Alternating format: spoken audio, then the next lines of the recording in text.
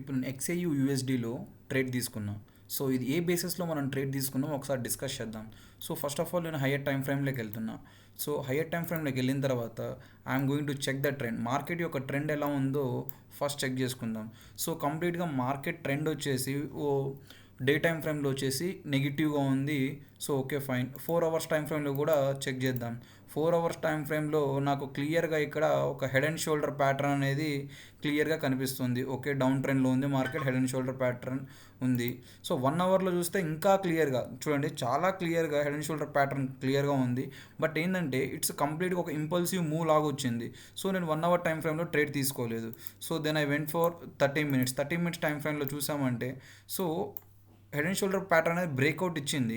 కానీ I waited for the correction కోసం wait చేశాను అనమాట. కరెక్షన్ జరిగింది. I got a good entry point 15 మినిట్స్లో మనం చూసామంటే సో ఇలా ప్రతి టైం ఫ్రేమ్ని అనలైజ్ చేసుకుంటూ ట్రెండ్ ఎలా అయితే వెళ్తుందో మార్కెట్లో ట్రేడ్ కూడా అలానే తీసుకోవాలి. సో మీరు క్లియర్గా ఇక్కడ చూసినట్లయితే మార్కెట్ అనేది ఆల్మోస్ట్ నాకు టార్గెట్ అనేది 1:2 పైన ఇచ్చేసింది.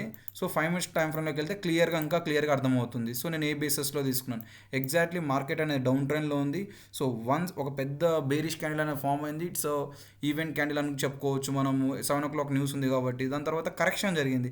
ఎగ్జాక్ట్గా ఆ కరెక్షన్లోనే నేను ఎంట్రీ పాయింట్ అనేది ఐడెంటిఫై చేశాను. సో ఈ ఎంట్రీ పాయింట్లో నేను క్యాండిల్ చూసా అండ్ ఆల్సో స్ట్రక్చర్ చూసా, ఎవ్రీథింగ్ ఐ హ్యావ్ ఫైండెడ్.